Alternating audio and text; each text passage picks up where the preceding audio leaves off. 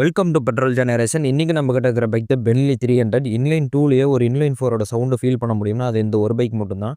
இதில பார்த்தீங்கன்னா, IXIL exhaust போட்டுருக்கிறோம். DP கலரோட இருக்குது. இதோட சவுண்ட் ரியலி சூப்பராவே இருக்குது. நீங்க போய் ஹெட்ஃபோன் போட்டு கேட்டு பாருங்க. அப்பதான் இத நல்லா ஃபீல் பண்ண முடியும் உங்களால.